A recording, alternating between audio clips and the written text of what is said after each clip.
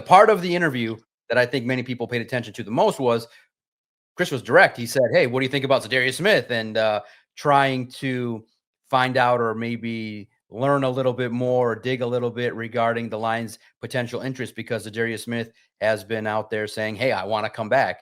And you kind of heard Brad kind of sideswipe that question, didn't say him by name, and I think that was done potentially as a negotiating ploy. You don't want to reveal your hand that, hey, we want you, or discuss what is going on with the player not on the team. And so what Brad decided to do was to highlight the defensive ends that are on the roster, went through each kind of player and indicated why he felt like the team is still confident in the defensive ends. But I don't think that despite all the selling, despite having Aiden Hutchinson, Marcus Davenport, Ahmed Hassanin, Mohammed, a couple of Sam linebackers, including Derek Barnes, despite the potential that the team has to have guys that can get to the quarterback, I don't think the fan base still when you see names like TJ Watt or Trey Hendrickson, people get excited. So I don't think that people still yet are sold on the team's confidence in the defensive ends.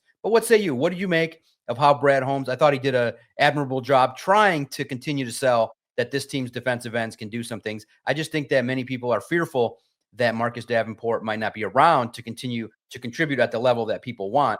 But if Aiden Hutchinson, Davenport, and the young rookie develop, and your Sam linebackers continue to grow with Calvin Shepard as their defensive coordinator, I think there's opportunities to maybe see the defensive line do a little bit more than what people expect.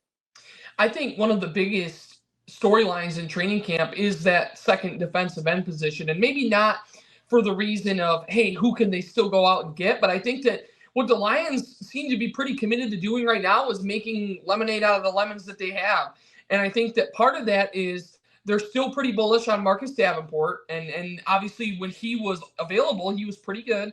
But at the end of the day, he was only available for 2 games last year. And the second one was when he suffered the season-ending injury. So I think that there has to be an element of this to where the Lions don't rely on him to be healthy for all 17 games, because if you do that, you're anticipating him to do something that he's never done, and that's play a full season. And, that's not a knock on Davenport necessarily. There's obviously some freak injury luck that goes on, and it's unfortunate that he's had to deal with it. But I think that part of this is they really, really, really want to see what Davenport can give them over the course of what they hope to be a full season. But right now, I can say it firmly, on what day is it today? It is June 17th. I am buying all the available Ahmed Hassanin stock. I am all in on him. And the reason for that is I think that it may not be right away, but don't be surprised if he goes out there in the preseason and has, 2, 3, maybe 4 sacks over the course of their 4 games.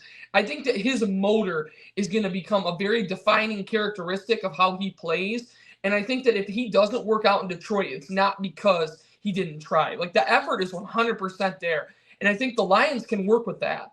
I think they can work with a player who plays extremely hard. And, Brad Holmes said it on that podcast. He plays with his hair on fire. Like, this is something they can work with. And now it's just about refining his technique. And if they're able to unlock that potential, they've got a very good player in the 6th round. I love the fit. And I think that he could come out and be one of these guys that by the end of the season this year, this is a guy we'll be really excited about going into 2026. And I think that there's a lot of potential with Ahmed Hassanin. And so for that reason, I'm buying the stock. And I hope he gets opportunities. And signing a guy like Zadarius Smith would ultimately help the organization in terms of having guys ready to go right away. But I still think there's some value in letting him go out there kind of trial by fire and let Hassanin figure it out on the fly. So we'll see how the preseason goes as far as whether or not he's ready to contribute right away. But this is a guy the Lions should invest in. And I think part of the Lions' approach is, hey, let's see if Davenport can give us a full year and what we can get out of that. Or, hey, we've got this rookie that we feel really good about how hard he plays, and now it's time to take that next step. What can he give us in year 1? So do I think the Lions make an addition at this position? Probably. It may not be flashy. It might be Zadarius Smith. Who knows? But I do think at the end of the day, there's going to be some value in letting a guy like Hassanin figure it out. I know that doesn't necessarily scream we're going for the Super Bowl in 2025, but I still think having an elite guy like Aiden Hutchinson is going to be really solid for their pass rush. And when you find that guy to pair with him, that tandem will ultimately be what gets them over the hump.